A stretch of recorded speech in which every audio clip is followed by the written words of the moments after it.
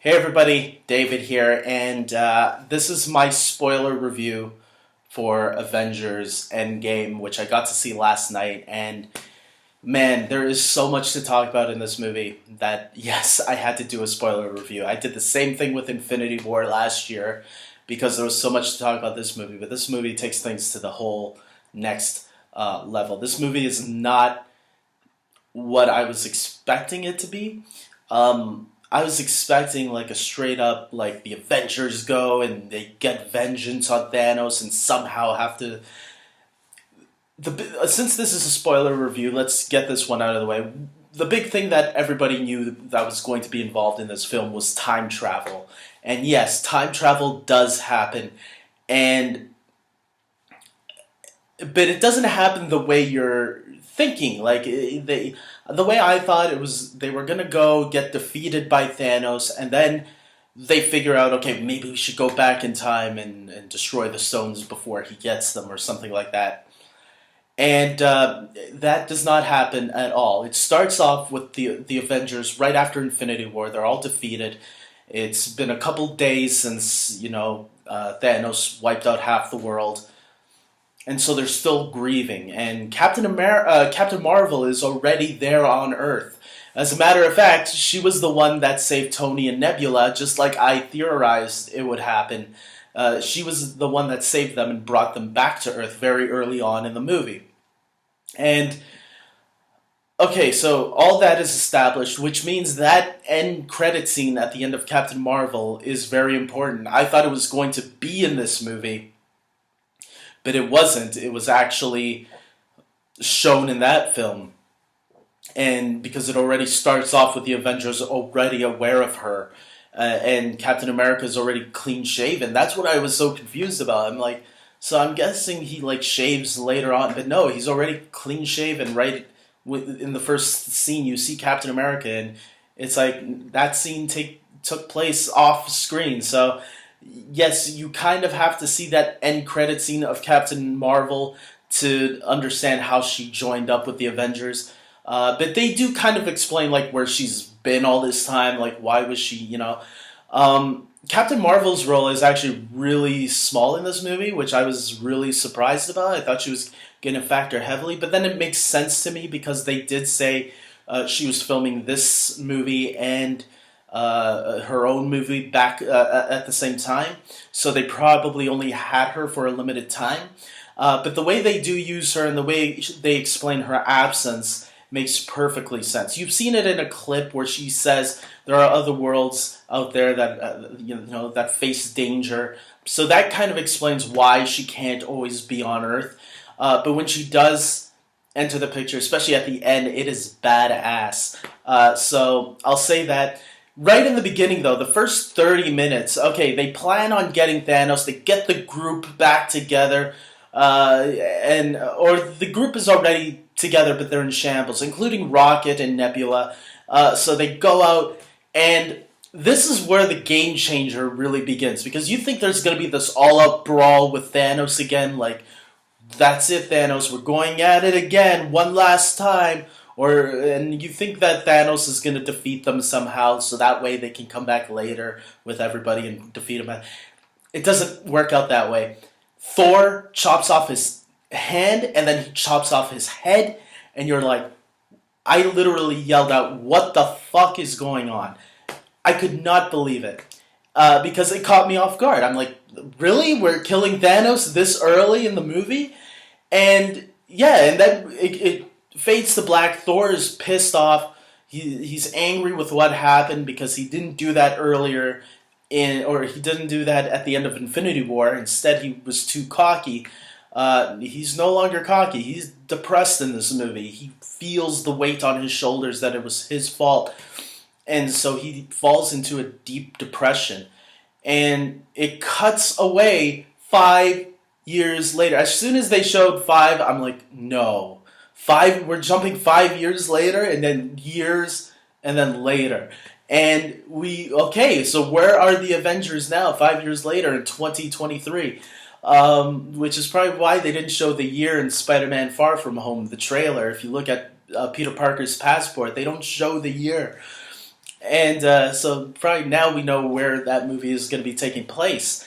Um, and you go into this the 5 years and seeing where all the Avengers are. Black Widow is still sort of keeping in communication with some of the remaining heroes that have survived, like Rocket and Okoye from Black Panther.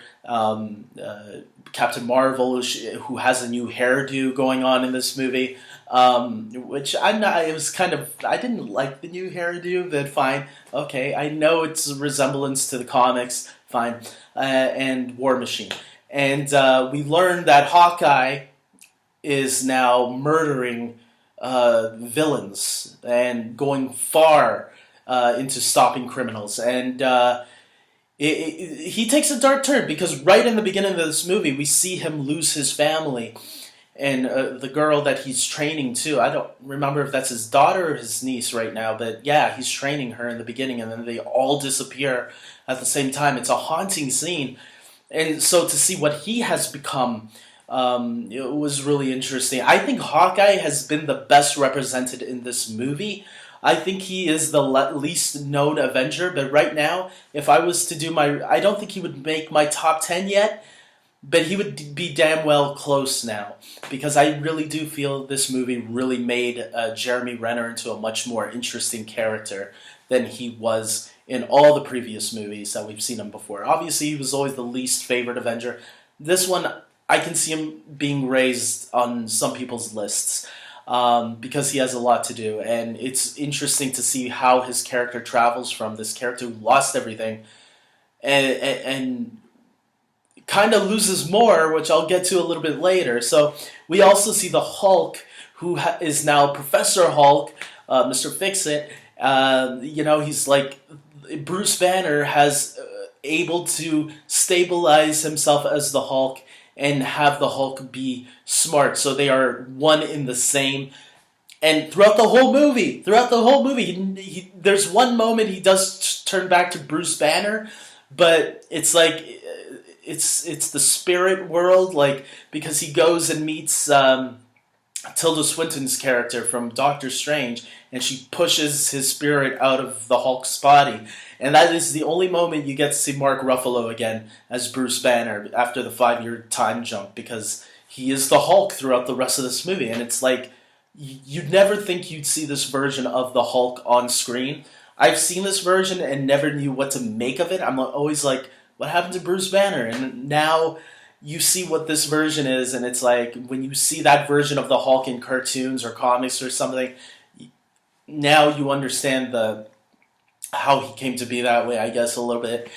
But yeah, it was an interesting take to take the Hulk. This is a very different Hulk than we got back in the first, in the Incredible Hulk, if you will, or even the first Avengers. Like, they remind you how he was in the first Avengers movie, because there is time travel involved, and they go to specific movies that has happened, and he looks at himself and is kind of embarrassed, like, oh man, that's who I used to be.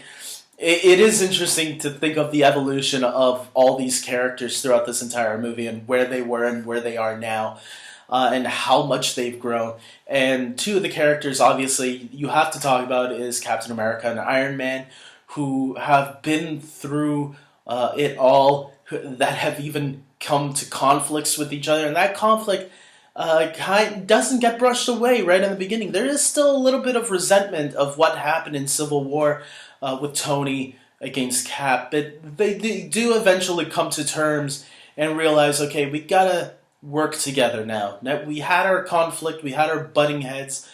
Now let's put that aside so we can save everybody. And Tony goes through this this journey in this movie where, he's kind of getting over the superhero stuff. He's gotten married to Pepper, and he has already a daughter. And you don't know where they're going with this movie, and you think, okay, so they're going to have to erase all this, and that's going to be the comp. But no, they don't erase any of this. Everything that happened in Infinity War happened, and whatever happened in those 5 years is sticking. That's how it's going to be. And I think it was a really interesting decision to make, because now those are the consequences of the actions, because the heroes, they weren't together at that moment, so they screwed up and they realize it, and they take those consequences and own up to it. And that's what I thought was fun. So how did the time travel takes place? Ant-Man comes from the past. He was stuck in, if you watch his movie Ant-Man and the Wasp, he is stuck in the quantum realm, right? And we find out that he finds a portal to get out. We don't see it, but they explain it, and we see him come out of a portal. That's the first thing we see him come out of. He's just whipped out, and he finds out that it's been 5 years since he's been trapped in the quantum realm. But for him, it was like only an hour, and or 5 hours, I think they said. I don't remember now. But he goes and he sees his daughter Cassie all grown up, and he goes to the Avengers and explains to them, look, I have this crazy idea, but maybe we can pull off a Back to the Future. Literally, they reference Back to the Future, they reference Terminator, they reference all these great time travel movies. If you love time travel, you're going to love this movie. And you know me, guys, I love time travel, especially when it's done right. And this movie does it in a really different, fresh, and unique way, because there was a part of me worried that it was going to be like Days of Future Past. Whereas, are they going to just copy X-Men and what they did with time travel? Because that was a great time travel movie too, which was funny that they didn't reference them. I get why, but it was funny to me that out of all the time travel movies, that was the only one that they couldn't reference by name. But seeing where they had to go to all the previous locations of where they knew the time stones were. So they go to the New York 2012. They go to Asgard 2013. They all split into teams, of course. And eventually Tony and Cap, after they go to New York 2012, where the first Avengers took place, they do go to the 1970s, because they realize that after they lose the Tesseract in 2012, they realize maybe there's another way we can get the Tesseract where it's being held at. And they go to the 1970s, where there is a great scene, a lot of great scenes, but one specifically where Tony gets to interact with his father. And it is such a heartwarming moment, and a great moment overall, that when you think about this arc that Tony has been through, that was the last thing that he needed to complete his arc. Was that moment with his father, and discussing how his father was feeling, because Tony was going to be born in that year. Seeing Captain America and seeing him see Peggy Carter and accidentally going in her office. What a great moment for people that have followed the first Avenger, Captain America's journey all the way through now. And where his arc ends up too, which I want to talk about later. It's such a beautiful moment in all these different areas. You get to see Hank Pym, played by Michael Douglas, looking a lot younger in the 70s as well. So there are moments like what's their name? Nebula and War Machine. They go to Rhodey. They go to the planet that Peter Quill goes to get the purple orb. And you get to relive that moment where Peter Quill is like dancing right in the beginning of Guardians of the Galaxy, and so this guy's an idiot, huh? And yeah, so there were some nice intercrossings between those areas. One of the big stone moments that had me go, oh shit, was with Hawkeye and Black Widow, where they had to go retrieve the Soul Stone, because I knew they were going for the Soul Stone when they were separating from Rhodey and Nebula, but it wasn't hitting me until they got there, until like literally the moment they both realized it. Once they realized it, I was like, oh shit, that's right, but what do they have to... And once I realized how connected they both were to each other, because the Red Skull is there again, and he tells them, like, someone has to be sacrificed if you want the soul. So I was, like, thinking, okay, who are they going to kill? I have no idea, and this is crazy to me that this is all happening. At first, I really did think it was going to be Hawkeye, or yeah, Clint, or Ronan, whatever you want to call him by this point. Any name is fine. I thought it was going to be him, and that he was going to sacrifice his family in order to let Black Widow live. But then there is a little fight, and you do start to wonder, oh man, who is this going to be? I was at the edge of my seat on that scene because I had no idea who was going to be the one falling to their deaths. And then when it turned out to be Black Widow, I was like, well, oh crap, they actually went there? Which makes my theory completely wrong. I did a video on all the Avengers that are alive right now, all the heroes that were alive, and which ones were going to die. I was completely wrong on all of them, by the way, because I thought Black Widow was going to survive, and the Black Widow movie was going to take place in after Endgame, and I was completely wrong. That is going to be a prequel now, and Black Widow dies, and that was the biggest shock up to that point of the movie. There were a lot of other shocks and surprises and great moments, but yeah, that was a crazy one. And so then they all get back together after retrieving all the stones.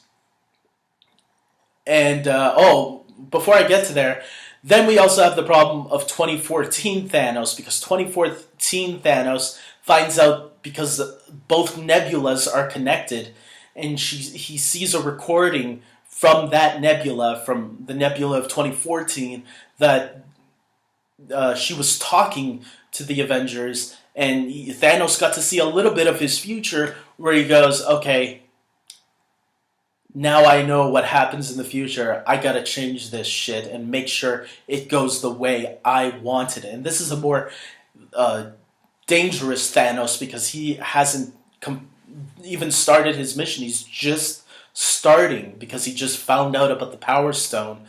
And so to see where this 2014 Thanos goes, and how he's like, you know what? They are trying to mess with my future. I'm going to mess with them. And he gets the Nebula of 2014 to switch places with the present day Nebula. And man, shit just go. That's where the last hour really pumps in and goes all out. An all out battle between 2014 Thanos. That's how they get Thanos back in the picture. It's not the Thanos from the present day. It's the Thanos from 2014, from the first Guardians of the Galaxy movie. And you're like, holy shit, man. This movie just did some twists and turns. I would not have guessed that this was going to be happening. And obviously, they make before all the big fight happens, once the Avengers come back, they all grieve Black Widow's death, and they make a new Infinity Gauntlet. And Bruce is the one that says, you know what, I'm going to do this, or the Hulk, and he says, I'm going to do this because I'm the only one powerful enough to survive it. Because it took a lot out of Thanos. They show him in the beginning of the movie with his face half burnt, and you're like, this practically almost killed him because of what he did. And so the Hulk is the one that does it, right? He puts on the glove and he makes the wish by snapping the fingers, by bringing, or at least he's hoping it brought everyone back to life. He tried to bring back Natasha from what he said, but it looks like it didn't work, and we don't get no hints of it that it worked. So it looks like he says pretty much he tried to, but it looks like there are rules and restrictions of what the Infinity Gauntlet can do. And so, but they do kind of hint that people have, after he did that, maybe people have returned. And because it does get a little brighter, and Ant-Man kind of like says, guys, you gotta look at this, man. So, with that, Thanos from 2014, who got into the past too, thanks to the help, to the future, thanks to the help of Nebula from 2014, he just blasts the place from space, and Avengers headquarters is destroyed, and it's just like that's where the big battle happens, and there is so much fan service in this big battle, starting from the point where Captain America lifts up Thor's hammer, and you're like, fans started erupting and clapping and cheering, because that was a moment that was hinted at Age of Ultron, where Captain America budged the hammer, but Thor was like, no. But Thor's reaction was great. He was like, I knew it, and and the whole place loved it. That battle with Thor, Iron Man, and Captain America teaming up against Thanos, and then when it looks like those three are losing, because some of the other heroes are in complicated positions as well, it looks like all is about to lose. But then Captain America, he hears something. He hears a voice in his communicator that says, Cap, can you hear me? Cap, we're here. And then all of a sudden, on your left, and before that, you see a portal open, and Black Panther, Okoye, and Shuri all come out, and they give them the acknowledgement. And then all these portals start opening, and all the other heroes return, because Doctor Strange was bringing them all together.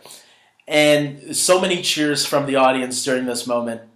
This is a fan experience. If you are a fan of all these films, you want to see this movie as quick as possible, because there are so many fan cheering moments. You want to be with those fans, those hardcore fans, because, on the second and third and fourth week, that's where the non-hardcore fans will come, and they won't get it as much. The first week fans are the ones you want to experience it with. These are the fans that are the crowd pleasing, that want to enjoy this film and for what it is. And to hear Captain America say, Avengers Assemble, is one of the greatest moments in the movie. I remember I downloaded the soundtrack yesterday, and I heard the score, this exact score at this exact moment, and I was saying to myself, I didn't see the movie yet, and I was saying, this is the moment where Captain America is going to say, Avengers Assemble. I can just hear it already.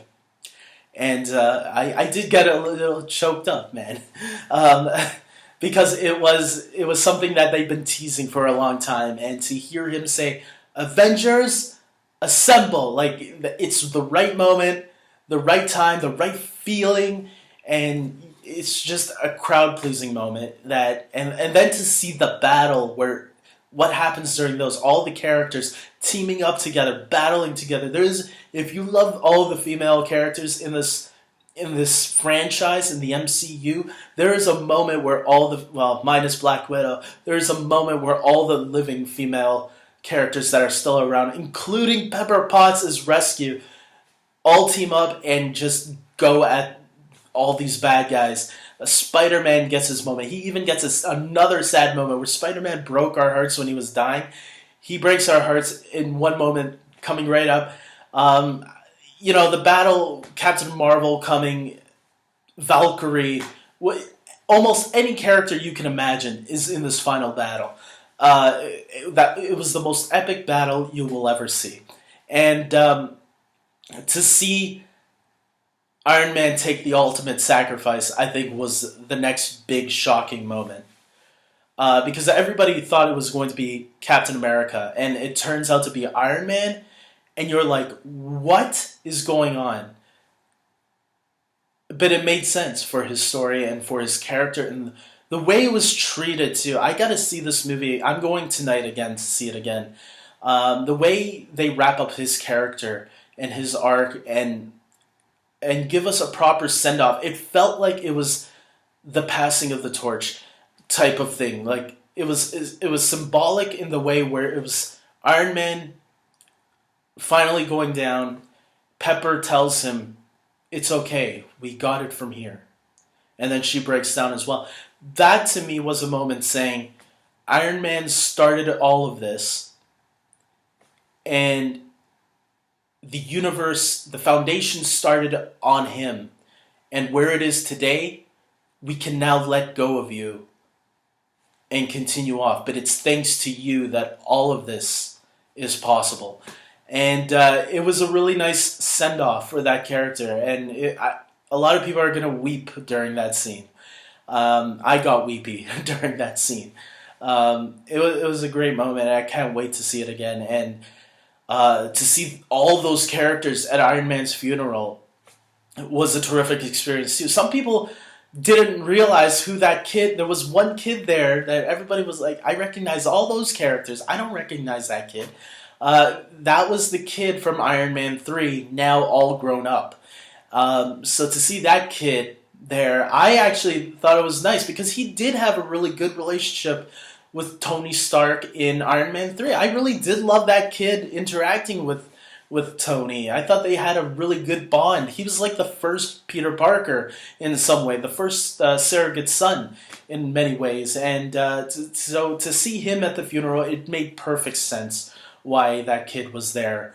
And then obviously ending it with Nick Fury looking beyond what happened. It was a very beautiful moment with all the characters there. Like, you know who, there was one actor that spoiled that scene. I think it was Sebastian Stan, where all the characters, including Michael Douglas and Michelle Pfeiffer, are there. It's like, it's true. Even General Ross, who is a dick at times, I was surprised to see him there because it's like, why is Ross at Tony's funeral? He was kind of a dick to all these heroes. But okay, fine. Other than that, man, look, they do set up a lot for the Disney Plus TV shows, like the Loki series, because Loki does escape, and they never get back to that part where, so they obviously they get him back, but I think they're going to leave it open for the Disney Plus series. We know that there's a Loki series in development for Disney Plus, and then the Falcon and Bucky series now makes sense because Captain America also gets a closing to his story where he is now, he goes back in time to return all the stones to their proper locations, but he doesn't return. And Bucky and Falcon and Hulk, they look at the side and they notice someone sitting at a bench close by. And it's Captain America, now all old, because he stayed in the past in the 1970s with Peggy and decided to stay with her and grow old with her and be with her from that point on. And I'm going to tell you, that's going to be another moment that's going to make people cry like little children, like little babies. It was a beautiful moment and a beautiful way to get Captain America to move on and have his life settle in and just live out the rest of his life and pass away like a real old man. So yeah, there's a lot of satisfying endings. And before that, he gives, when he's old, he gives Falcon his shield and says, "Here, the shield is getting, it's not fitting me much anymore anyways. Maybe it needs somebody else." And he gives the shield to Falcon, which was a theory that a lot of people had, that Bucky or Falcon will become the next Captain America.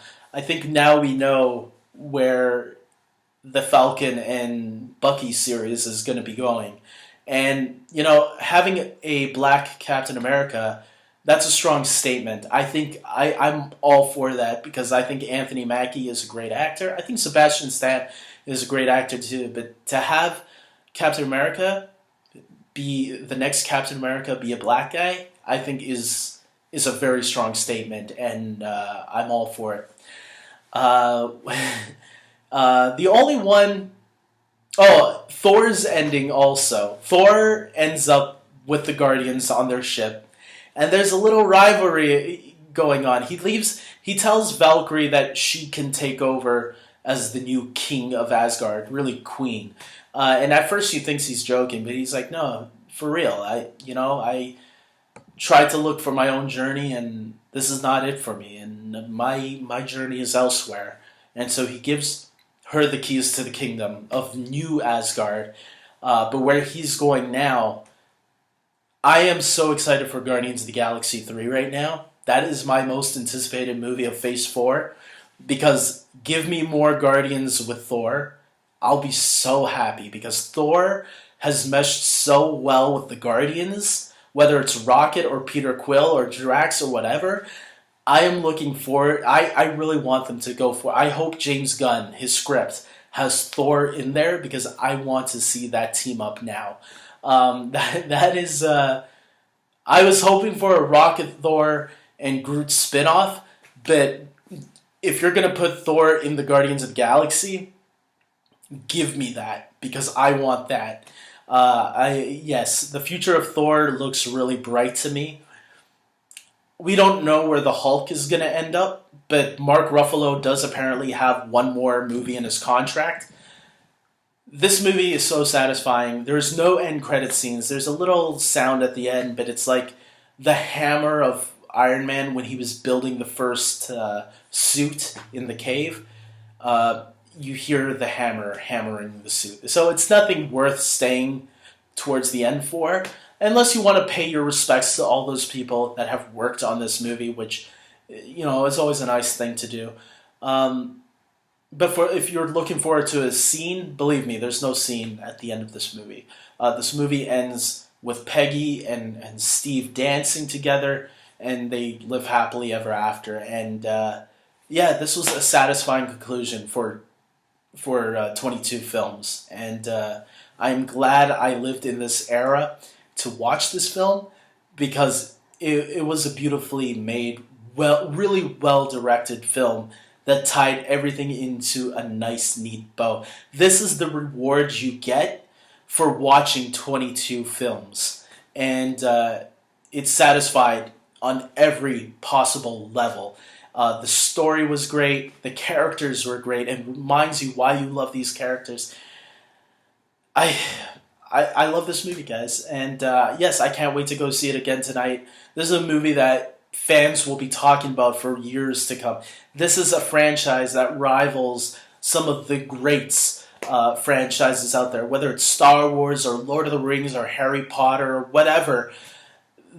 This is a franchise that rivals those. And if you're going to consider the Avengers trilogy as a trilogy and you want to add on the fourth Avengers, because even though to me Endgame stands on its own, it is a sequel at the same time to Infinity War.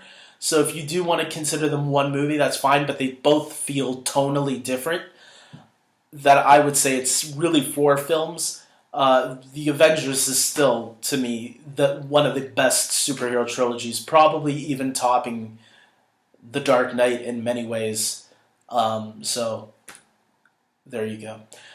With that being said, guys, spoil away. This is the video to do it on. I know it's 30 minutes long, but there was a lot to talk about, man. I wasn't joking, and a lot of people are saying that too. And after I saw the movie, I'm like, everybody's right. It was hard to do this non-spoiler review, but it was really a lot to talk about. So with that being said, I hope you guys like this video. Please subscribe to my channel, especially if you love the MCU, because yes, I hope for another 10 years of this to talk more about this, especially if we get more movies like this. They don't have to happen all the time, but like maybe once every 5 years or 10 years, whatever, if this is what it builds up to, give me more of it. And with that being said, until next time, go enjoy this movie again and again and again. Let's get it to beat Titanic. I want it to beat Avatar, but I'm not getting my hopes up. Take care.